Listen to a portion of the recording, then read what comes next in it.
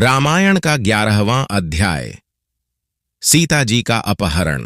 शूर्पणखा ने रावण को सीता की सुंदरता के विषय में बतलाया था। इसके लिए उसने एक योजना बनाई। उसने ताड़का के भाई मारीच को बुलाया और उससे सोने के हिरण का रूप रखकर सीता जी के सामने जाने को कहा। रावण के डर से मारीच सोने का हिरण बनकर पंचवटी में घूमने लगा। सीता जी ने सोने का हिरण कभी नहीं देखा था, अतः उन्होंने राम जी से हिरण का शिकार करने को कहा। श्री राम ने लक्ष्मण को सीता जी की रक्षा का भार सौंपा और धनुष पर बाण चढ़ाकर वे हिरण को मारने के लिए दौड़े। हिरण दूर जंगल में जाकर छिप गया, पर राम जी ने उसे खोज निकाला। शीघ्र ही वे हिरण्य को मारने में सफल हो गए। बाण लगते ही हिरण्य बना मायावी राक्षस मारीच श्री राम की आवाज में हे सीता, हे लक्ष्मण कहकर चिल्लाने लगा। रावण ने उसे ऐसा ही सिखलाया था। आवाज सुनकर सीता जी घबरा गई।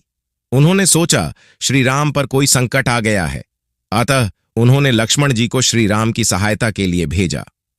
लक्ष्मण जी ने कुटी के चारों ओर एक रेखा खींच दी। यह लक्ष्मण रेखा थी। इसके अंदर आने वाला व्यक्ति जल जाता। उन्होंने सीता जी से कहा कि भाभी, इस लक्ष्मण रेखा से बाहर कदापि न जाएं। ऐसा कहकर वे राम जी की सहायता के लिए चले गए।